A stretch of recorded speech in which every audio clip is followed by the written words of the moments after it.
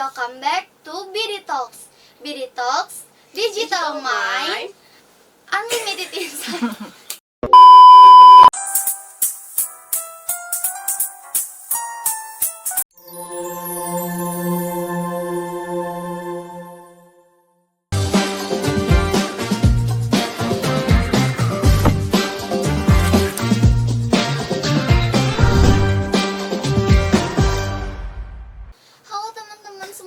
Gimana kabar kalian hari ini? Aku harap kalian semua baik-baik aja ya dan sehat. Kita itu udah lama banget nggak saling ngobrol. Jadi di sini kita bakal BD Talks dan membahas yang lagi trending akhir-akhir ini. Dan sekarang di sini kita akan memiliki narasumber yang super duper keren sekali, yaitu dari dosen bisnis digital, yaitu Bu Dina. Halo. Nah, sebelumnya aku juga pengen memperkenalkan diri terlebih dahulu. Aku Cici yang akan membawa kalian pada acara BD Talks kali ini. Halo Ibu, mungkin Ibu di sini bisa memperkenalkan diri terlebih dahulu. Ibu itu di bisnis digital jadi dosen apa? Karena kan ini kita lagi mau membahas sesuatu nih yang trending biar teman-teman tahu kenapa Ibu menjadi narasumber. Oke. Halo teman-teman, perkenalkan saya Kusno Maulidina Hidayat. Teman-teman bisnis digital biasa memanggil saya Bu Dina. Kebetulan di prodi bisnis digital ini saya mengampu mata kuliah manajemen keuangan dan juga analisis investasi portofolio. Nah, itu dia teman-teman. Jadi di sini itu Ibu itu lebih fokus ke bagian keuangan gitu ya Ibu. Betul banget gitu. Tepat banget sama topik kita kali ini. Apa tuh emang topik kita? Nah, topik kita kali ini tuh ngebahas yang trending-trending, yaitu tentang perperangan global. Nah, Oke. antara AS dan Iran itu, Bu. Nah, di sini tuh beberapa orang mungkin kurang ngerasa ya, Bu, kalau misalkan dampak dari perperangan itu tuh bener-bener ngebuat kita tuh kayak harga jadi naik, terus apapun jadi mahal, ya. Nah, mungkin di sini kita udah sering kan ya melihat di berita atau mungkin waktu scroll TikTok itu pasti langsung banget keluar tuh, banyak banget keluar. Mungkin di sini kita langsung aja. Kenapa sih kondisi global yang gak pasti ini bisa bikin hidup kita dan kebutuhan kita sehari-hari ini berdampak banget, dan juga kita sebagai mahasiswa itu khususnya ngerasain banget sama yang terjadi sekarang. Oke, jadi sebelum kita masuk ke topiknya, Ci, saya mau nanya dulu nih ke Cici sebagai mahasiswa. Cici ngerasa nggak sih dampak dari perang si US dengan Iran ini ke kehidupannya Cici? Even itu di keuangan deh. Kalau misalnya dari Cici sendiri sedikit ngerasa sih, Bu. Apaan tuh? Kayaknya ya buat sekarang tuh kan ongkir lebih naik. Apa itu berpengaruh ya karena harga minyak ya, katanya kan akhir-akhir ini tuh dibilang kalau misal harga minyak itu bakal naik. Jadi tuh kalau misal kita tuh lagi pesen makanan dari Shopee Food, nah itu ongkirnya tuh udah beda kayak yang dulu. Kayak gitu Ibu, apa itu ngaruh ya? Oke, jadi itu ngaruh ya teman-teman. Antara perang si US dengan Iran, jangan kalian ini berpikir atau apatis gitu ya, acuh terkait ya udah sih perangnya di luar negeri ini gitu ya, nggak di Indonesia. Saya ngerasa aman aja loh di sini. Itu jangan kayak gitu ya teman-teman. Sebenarnya kondisi geopolitik di Indonesia ini itu akan berpengaruh ya, akan dipengaruhi oleh perang yang terjadi di US dengan Iran. Apalagi gitu ya, kemarin itu sempat panas-panasnya ya, ada penutupan Selat Hormuz itu ya. Cici tahu nggak sih Selat Hormuz itu buat apa? Aduh, buat apa itu Ibu? Itu selat yang digunakan untuk pengiriman minyak ya. Iya. Itu kan jadi jalur perdagangan gitu ya Bu, antar global ya, antar negara. Betul. Dengan penutupan Selat Hormuz itu juga kan akan berdampak ke perekonomian Indonesia, yang mana si minyak ini jadi langka. Kalau misalkan minyak ini jadi langka, emang nanti kayak misalkan nih motor butuh bensin, Iya. kendaraan-kendaraan butuh bahan bakar. Kalau misalkan bahan bakarnya langka, otomatis akan naik. Terus untuk kayak pengiriman ya, terus bahan baku, pangan itu juga akan berdampak. Apalagi ke anak kos atau mahasiswa itu akan mempengaruhi, Ci. Kayak misalkan harga makanan, terus harga makan di warung rames kayak gitu, itu pasti akan berpengaruh. Jadi teman-teman ini jangan berpikir ya udah sih itu perang di luar negeri nggak akan berpengaruh di Indonesia, tuh jangan punya pikiran seperti itu gitu sih Ci ya. Terus menurut Cici nih, yang mau saya tanyakan lagi, dengan adanya kondisi perang itu, apa sih yang akan Cici siapkan sebagai mahasiswa?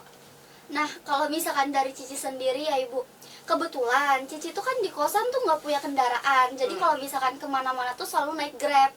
Nah, kalau misalkan dari Cici sendiri tuh lebih naikin tabungan sih Bu. Terus jaga-jaga uang buat ini investasi kayak gitu.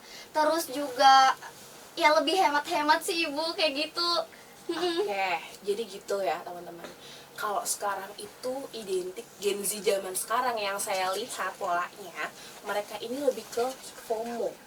Iya, bener lagi. Ada barang ngetren dikit gitu ya, langsung beli, langsung check out gitu ya. Nah, sekarang jangan deh yang kayak gitu ya teman-teman, apalagi dengan adanya konflik antara negara-negara tersebut gitu, itu pasti akan berdampak ke negara kita, ke perekonomian negara kita juga, adanya inflasi global gitu ya.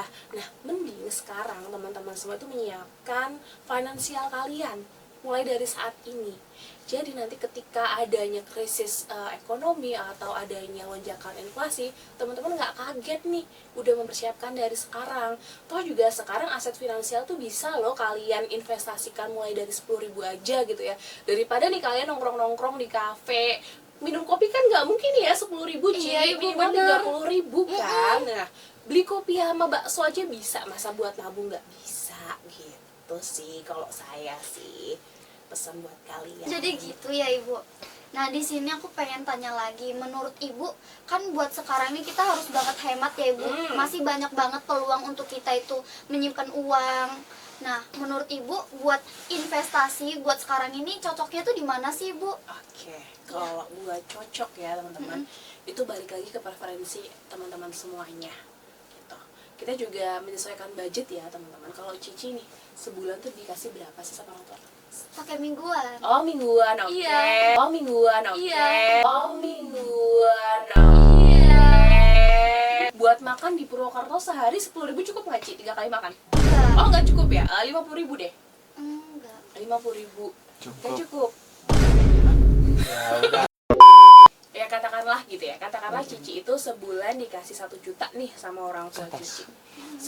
Sehari itu makannya 50.000, makanya 50.000. Ulangin, enggak Apa-apa, gitu. Apa-apa. Kalau sejuta. Bikin BTS Aku juga emang untuk cukup Bu. story Di itu. Purwokerto.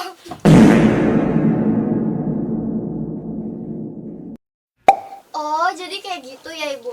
Kan buat sekarang ini kita tuh harus banget ngehemat ya Bu. Buat sekarang. Apalagi di gemparan FOMO-FOMO. Tuh, kita harus banget nyimpen uang teman-teman, jangan langsung dihabisin loh. Nah, menurut Ibu di mana sih kita harus nyimpen uang yang baik atau mungkin investasi itu cocoknya di mana sih Bu? Oke, teman-teman.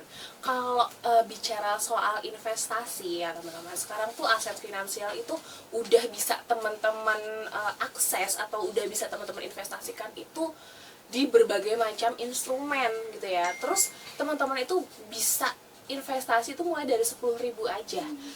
Cici dapat kan kelasnya analisis investasi portofolio itu? Iya, masuk Ibu, Masuk dapat. kan, dapat kan? Masih semester ini kan? Iya Ibu. Oke,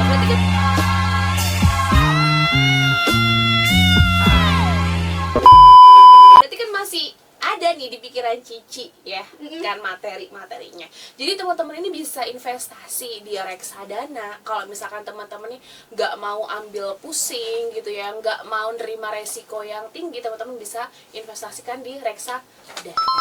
Daripada nih kalian jajanin uang kalian itu buat ngopi-ngopi, check out barang yang menurut kalian itu penting tapi padahal itu kurang penting ya, mending kalian investasikan di instrumen-instrumen keuangan gitu ya. Ada di reksadana, ada reksadana saham ya, terus ada obligasi juga ada ya. Sekarang pun juga emas juga sekarang ada emas digital gitu ya. Emas digital pun juga teman-teman bisa beli mulai dari 10.000 tuh udah bisa kok gitu ya. Jadi jangan alasan aduh saya nggak punya duit nih buat investasi, itu jangan gitu ya. Terus apalagi nih anak zaman sekarang, ya udahlah yang penting niat dulu, itu jangan ya, niat tanpa action itu nggak ada apa-apa, nggak berarti apa-apa gitu ya.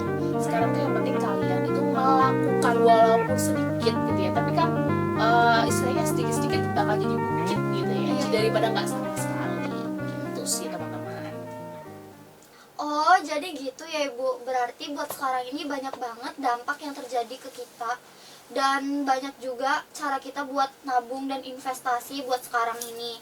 Nah, tapi aku tuh pengen tanya deh sama Ibu Oke. terkait yang sekarang ini lagi sering banget juga dibicarain di sosial media mengenai kebijakan pemerintah yang ngebuat WFH itu Ibu. Nah, itu menurut Ibu efisien gak sih? Oke, ini efisien di anggaran kita ya. Iya. Oke. Karena awal mula dari kebijakan itu tuh bermula karena adanya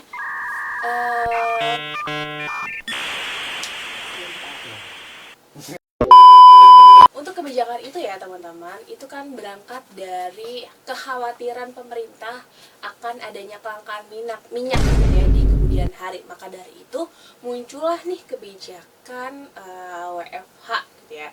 Itu sudah mulai berlaku untuk seluruh pegawai ya, dari ASN sampai ke swasta. Ada kita di kampus sendiri pun juga ikut merasakan kebijakan tersebut. Nah, menurut saya gitu ya, bagus sih sebenarnya kebijakan WFH itu, kita adanya meminimalkan penggunaan BBM gitu ya, kita jadi hemat, tapi kita juga harus memikirkan nih ya kan, jadinya WFH itu kalau nggak salah Jumat kan ya, jadi kan Jumat Sabtu Minggu nih, jadi orang-orang tuh berpikirnya oh ini long weekend loh guys gitu. Jadi kayak antara efisien atau tidak efisien ya, gimana cara kita itu berpikir terkait suatu kebijakan gitu ya. Jadi kita harus bijak juga nih dalam melakukan atau dalam menanggapi kebijakan-kebijakan yang ada. Jangan sampai nih kita malah oh ya udah nih liburnya panjang dari Jumat Sabtu Minggu kita malah jalan-jalan, itu kan malah nggak efisien ya Ci ya. Iya benar. Gitu. Jadi balik lagi ke kita ya Ci ya, oh udah ada kebijakan seperti itu untuk meminimalkan penggunaan BBM gitu ya, menghemat BBM agar tidak terjadi kelangkaan BBM. Oleh karena itu ya udah kita melaksanakan kebijakan itu juga bijak juga gitu, malah bukan untuk jalan-jalan sih, seperti itu Ci. Nanti esensi dari kebijakan itu nggak masuk juga gitu, nanti boros juga ke anggaran kita. Iya lagi. Gitu. Jadi kayak gitu teman-teman, ketika kita itu udah dikasih kebijakan sama pemerintah, kita tuh ya harus ngejalanin. Jangan malah kita tuh long weekend bukannya produktif, malah jalan-jalan ya Bu, main-main, jadinya tuh menambah anggaran yang ada. Oh, jadi begitu ya Ibu, banyak banget dampak yang terjadi di mahasiswa dan juga orang-orang saat ini. Berarti kita itu harus tetap nabung, tetap nggak acuh, dan tetap menjaga keuangan lah pastinya. Iya, betul banget Ci. Jadi nanti kalau misalkan nih, amit-amit sih ya, jangan sampai terjadi gitu ya, kalau misalkan nanti ada krisis keulang lagi gitu ya, tapi jangan sampai gitu ya teman-teman, harapannya kalian jadi nggak kaget kalau udah punya saving dari saat ini gitu Ci. Jangan semuanya dibelanjain. Oh, jadi gitu ya Ibu. Berarti banyak banget dampak yang terjadi buat warga Indonesia sekarang, apalagi buat mahasiswa yang ngerasain banget sekarang ini apapun mahal. Dan di sini ternyata kita itu udah di akhir Ibu, udah di akhir percakapan.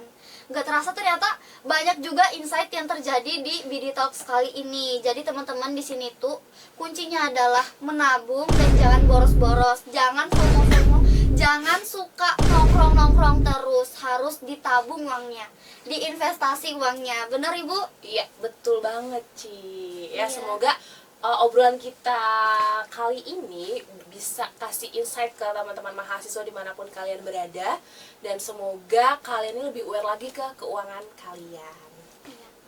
Terima kasih ya Ibu karena udah mau jadi narasumber di BD Talks kali ini. Semoga Ibu itu kedepannya nggak kapok buat jadi tamu di BD Talks lagi. Dan ngasih insight yang lebih lagi ke teman-teman di sini.